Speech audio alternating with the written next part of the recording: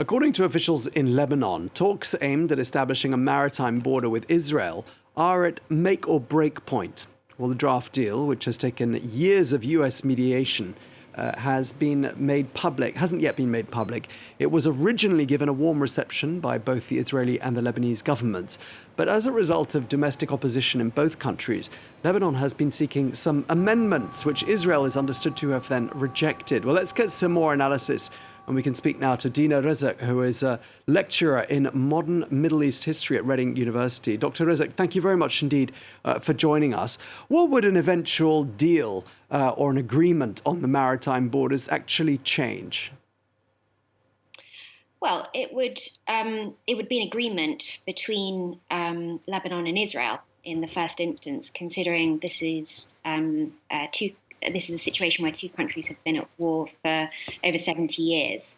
It would potentially mark the buoy line from Rosh Hanikra in international law if an agreement was made. That's one of the issues of contention on the Lebanese side.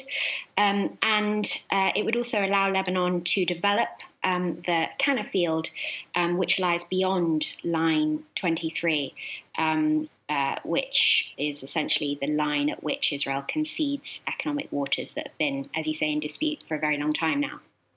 Yeah, I mean, there's gas involved. There's Hezbollah lurking in the background. This isn't going to be an easy deal to reach, is it? No, I don't think it's going to be an easy deal to reach, although there are arguably strong interests on both sides to reach a deal.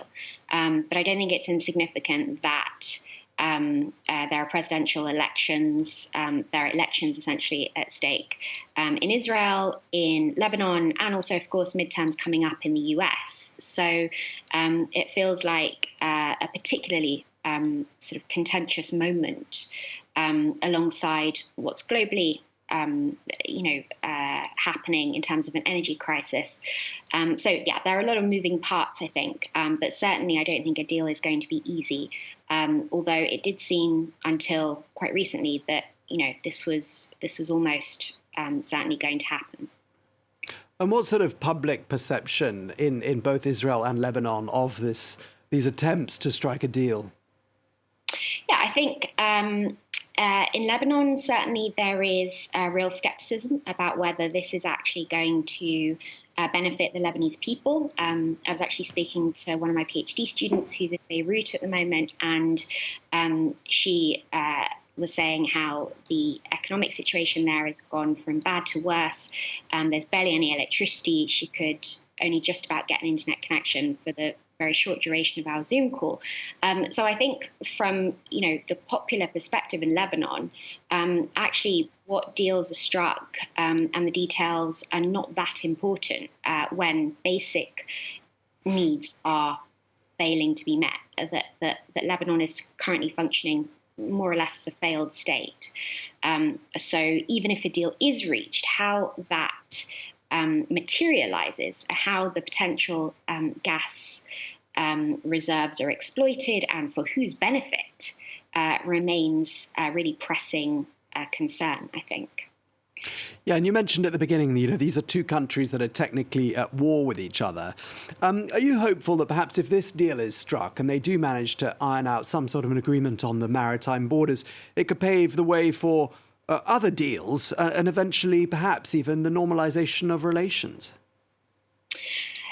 Yeah, I mean, I think that's certainly a possibility. I don't think it's irrelevant that we're having this conversation on the 50th anniversary of the Yom Kippur War, which some people arguably regard as the direct result of a certain arrogance on the part of Israel in terms of how a state of war could be maintained sort of indefinitely.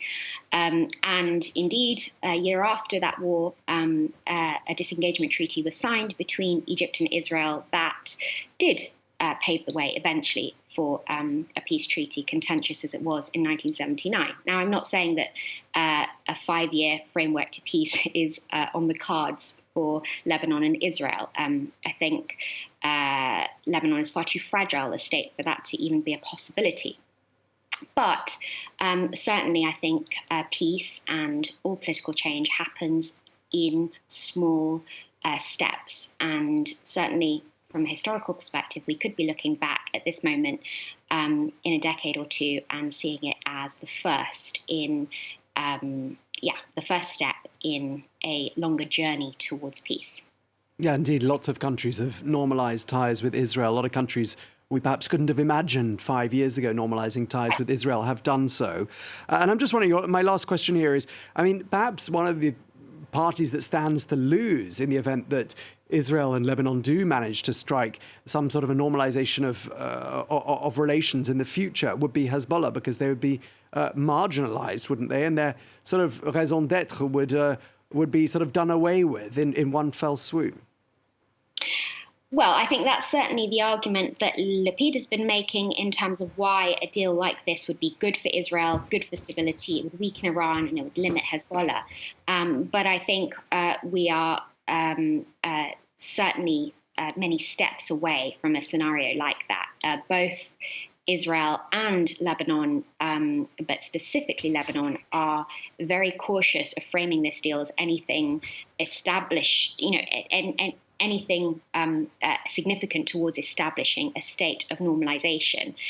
So I think for the moment, we're certainly likely to see Iran and Hezbollah fairly, close, hand in hand, working together in the way that they have been the past few years. Okay, well, thank you very much, Dina, for taking the time to talk to us. Dr. Dina Rezk at Reading University, thank you very much indeed.